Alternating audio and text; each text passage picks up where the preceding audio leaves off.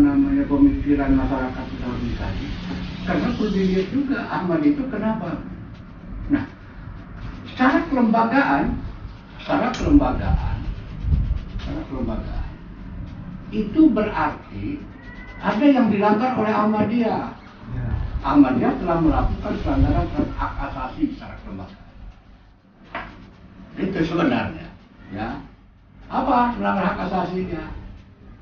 Melanggar hak asasinya tadi mencaplok nama Islam, padahal dia bukan Islam. Itu tuh melanggar hak asasi itu. Nah, kalau yang dia yang dibunuh melanggar hak asasi nggak? Nah, itu juga melanggar hak asasi. Satu sama. Ya gitu.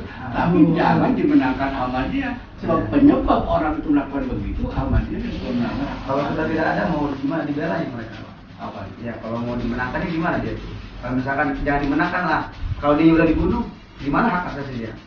Setiawan Jody Farhan, Farhar ya? Fakhar, Bu. Fakhar. Saudara dinyatakan lulus dengan pujian dengan IPK 3,60.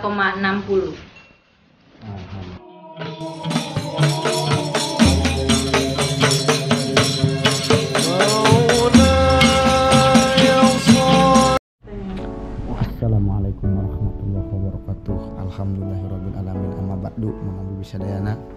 Kembali lagi di channel YouTube saya Joko Ulhu. Channel Mamang Bisadayana, saya santri kampung tapi bukan santri kampungan. Hari ini Bang Sejo bersama Aep mau pindah kampus. Lanjut S2 Aep-nya. Insyaallah lah. Waduh. Aep Budianti SHMH. Budianti Budiman salah. Aep jam berapa sidang Aep? Jam 8 sampai jam 9. Siap Aep. Alhamdulillah siap. Ulah ulep. Insyaallah sama Allah. Ada siapa yang mengujinya Aep? Ibu Dokter Iin. Dokter? Dokter nanti Aep. Penguji satu siapa? Dokter Iin. Dokter Iin. Oh, dokter. Nah, Dokter Iin. Sumirat SHM. Penguji satu. Penguji duanya siapa Aep? Ibu Ade Partini. Ibu Ade Partini. Iya, welcome ya. Jam seberapa sih sidang Aep? Jam ralat jam 9 sampai jam 10. Online Satu. semuanya Satu yang ada siapa? Yang ada Ibu Ade Partini doang. Waduh. Apa harapan Aep setelah lulus? Mudah-mudahan ilmunya bisa bermanfaat, Amin. bisa dipraktekkan. Amin. Di mana dipraktekannya? Di masyarakat. Ada di masyarakat terus. Dan buat diri sendiri juga biar menunjang. SH-nya bukan sembarang SH tambahan. SH-nya sarjana Sarjana lain senang hidup Aep. Senang hidup. Iya saya Aep, bebaturan Aep ya. Bebaturan kelas. Putra Prof. Oh, Putra Prof siapa? Sapuri. Oh, Prof Sapuri. Ya, pertemuan mirip ya. Oh. Ini teman Aep juga ini. Yang ini teman Aep juga kelas. Bukan. Oh, gitu ya. Namanya siapa nih? Ada Irma. Oh, ada Irma. Di sini ada Bu Isti. Ini ada Bu Iis yang selalu semangat melayani mahasiswa HTN. Oke. Itulah ya opening kita. Jangan lupa subscribe, like, comment, dan share. Ikuti terus sidang skripsi mahasiswa HTN UIN SMA Banten. Ada nggak yang merekomendasi tentang hak dan kewajiban tanggung negara? Ada nggak yang di situ adanya peran negara di dalam di dalam undang-undang itu? Dan pelaksanaannya adalah kebijakan terkait dengan duit. Itu nggak benar. Misalnya di dalam undang-undang saya nggak paham betul isinya. Tapi 2004 Keagamaan sebagai bahan acuan untuk bagaimana sih sejauh mana peran NU ini untuk menangani kebebasan beragama. Di sisi lain NU ini bukan cuma organisasi keagamaan, dia juga bergerak di bidang sosial, politik dan lain sebagainya. Artinya merupakan kepanjangan tangan pemerintah.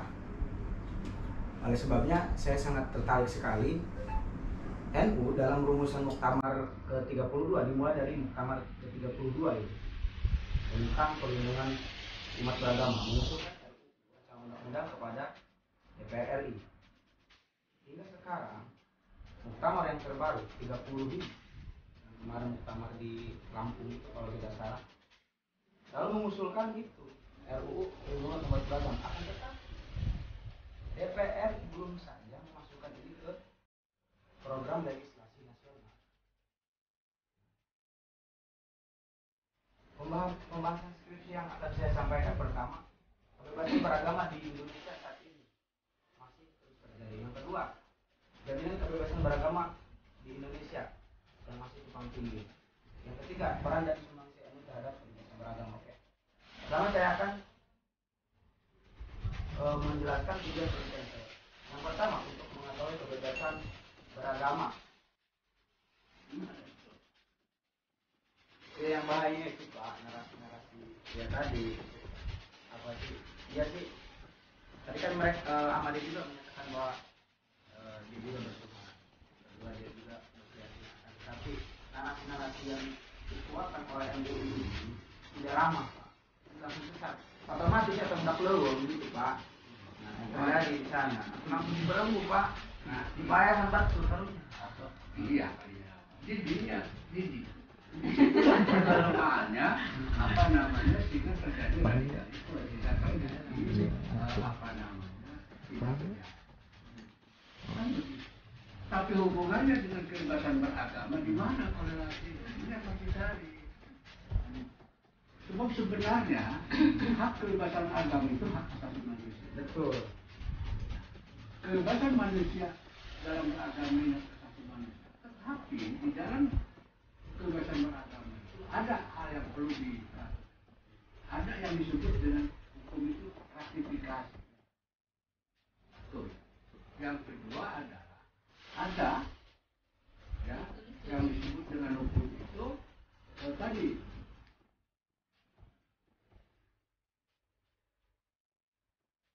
memberikan pemahaman. Jadi kalau MUI itu hanya sekedar menjelaskan mengenai kedudukan paham Ahmadiyah, bukan mendorong masyarakat Pandeglang kamu bukan. Nah permasalahannya di sini adalah tingkat emosional masyarakat. Kenapa tingkat apa namanya pemikiran masyarakat Indonesia? Karena kuliah juga Ahmad itu kenapa? Syarat kelembagaan itu berarti ada yang dilanggar oleh Ahmadiyah. Ahmadiyah telah melakukan pelanggaran hak asasi. Itu sebenarnya. Ya. Apa melanggar hak asasinya? Melanggar hak asasinya tadi mencaplok nama Islam, padahal dia bukan Islam. Itu melanggar hak asasi. Kalau yang dia yang dibunuh melanggar hak asasi enggak? Itu juga melanggar hak asasi. Satu sama. Jadi, tapi jangan dimenangkan Ahmadiyah. Sebab penyebab orang itu melakukan begitu Ahmadiyah. Kalau sudah tidak ada mau gimana dibelain? Ya, kalau mau dimenangkannya gimana dia? Kalau misalkan jangan dimenangkan lah. Kalau dia sudah dibunuh, gimana hak asasi dia? Masya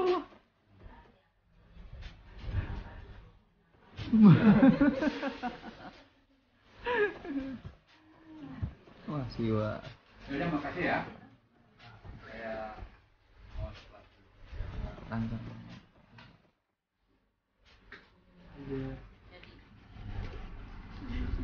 ya.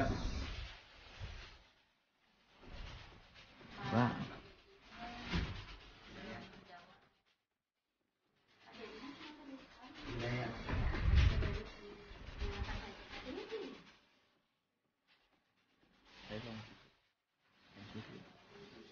Masuki. Kamu masuki kuda.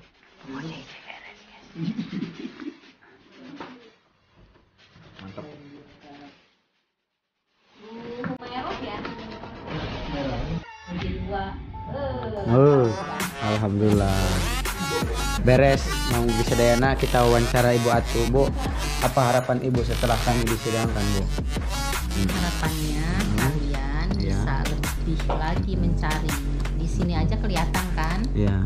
Bolong-bolong kalian cuma skripsi. Iya benar. Apalagi semua keilmuan. Maka jangan puas dengan hasil yang sekarang.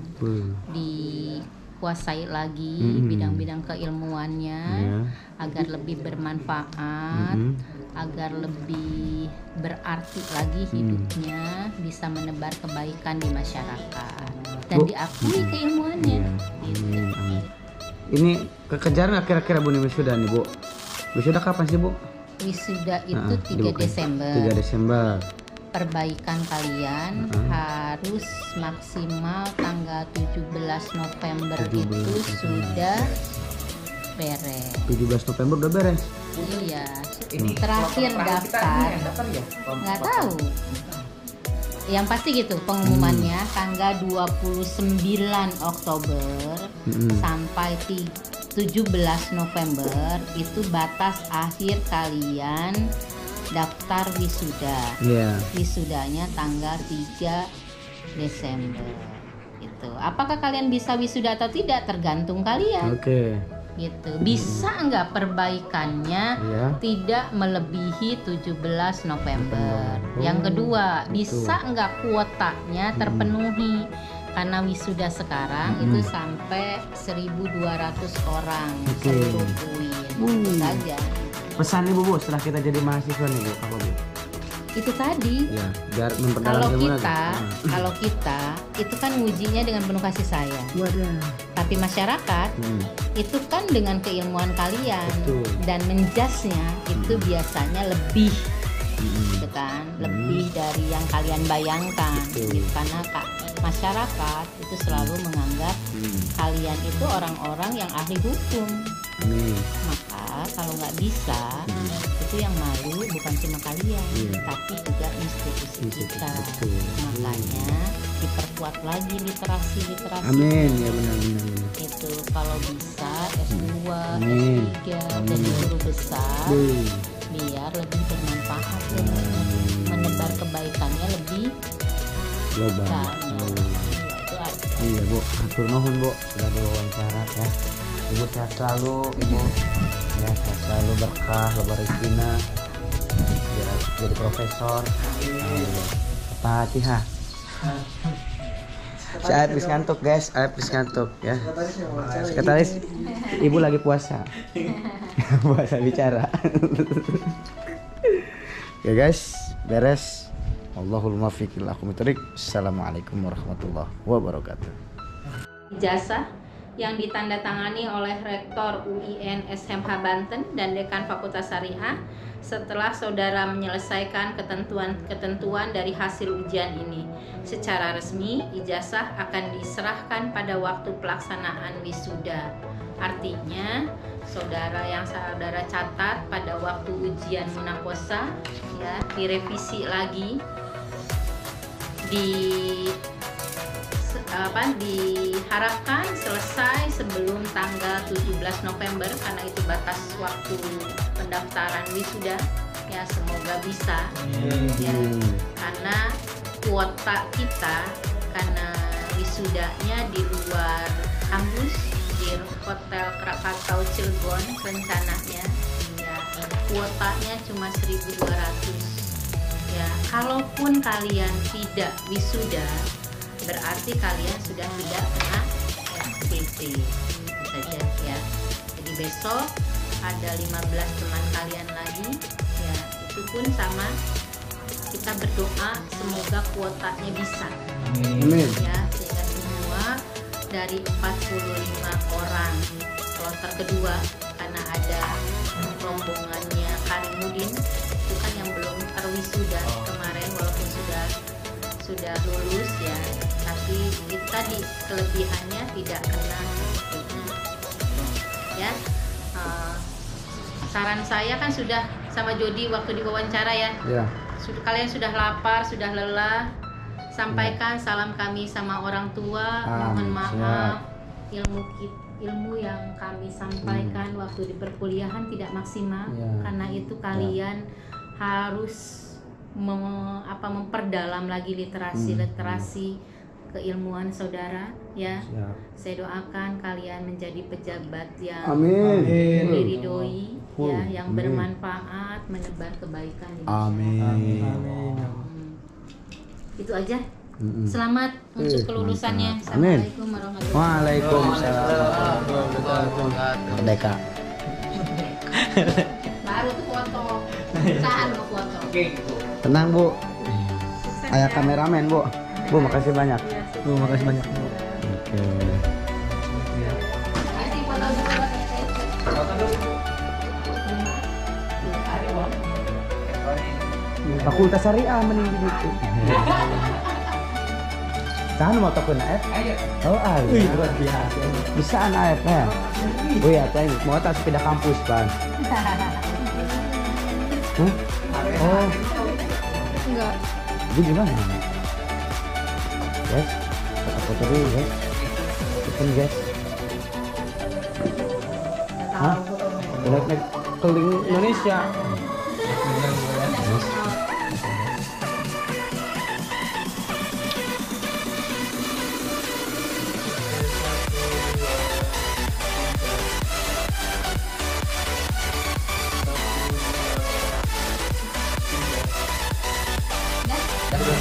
Oke, terima kasih banyak. Oh iya. Catatan. Makasih ya.